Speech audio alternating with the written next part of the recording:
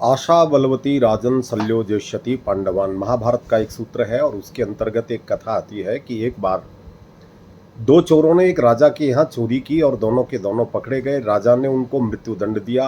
तो एक चोर अपने आप को बचाने के लिए एक युक्ति सोचता है और उसने राजा के सामने जाकर के कहा कि महाराज, यदि आप मुझे प्राणदंड से मुक्ति दे दें तो मैं आपके घोड़े को 1 वर्ष में उड़ना सिखा सकता हूँ।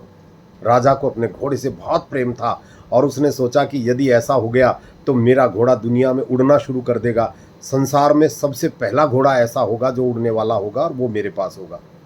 तो राजा ने कहा कि ध्यान रखना, यदि तुम 1 वर्ष में ऐसा नहीं कर पाए तो मैं पुनः तुम्हें मृत्युदंड दूंगा। तो दूसरा कैदी पहले कैदी से कहने लगा कि अरे भाई, ये तुम क्या कह रहे हो? तुम्हें अच्छी तरह से पता है कि घोड़ा 1 वर्ष के बाद में भी कभी भी उड़ना शुरू नहीं कर सकता, फिर भी तुम राजा के सामने ऐसा बोल करके अपने आप को बचाना चाहते हो। तो उसने कहा कि अरे भाई, मैं अपने आप को बचाना तो चाहता हूँ और इसके लिए मैंने 4 सूत्र रखे हैं। पहला सूत्र है कि हो सकता है 1 वर्ष में राजा की मृत्यु हो जाए तो मैं बच जाऊंगा। दूसरा, हो सकता है कि 1 वर्ष के अंदर अंदर मेरी मृत्यु हो जाए तो फिर तो कोई बात रह ही नहीं जाएगी। और तीसरा ये भी हो सकता है कि घोड़े की ही मृत्यु हो जाए 1 वर्ष के अंदर अंदर तो भी कोई बात नहीं रह जाएगी। लेकिन यदि ये तीनों बात नहीं हुई तो चौथी बात ये भी हो सकती है कि हो सकता है घोड़ा ही उड़ना शुरू कर दे।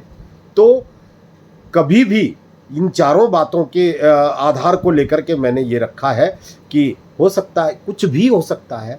इसलिए अपने जीवन के प्रति कभी भी निराशा नहीं रखनी चाहिए, हमेशा प्रयत्नशील रहना चाहिए। दुख और सुख जीवन में आते जाते रहते हैं, इसीलिए कहा है आशा बलवती राजन। हमेशा अपने प्रति आशान्वित रहो, आप कार्यशील रहो, निरंतरता रहो, निरंतर रहो। निरंतरता आपके जीवन में है, आपको सफलता अवश्य मिलेगी। नमस्कार।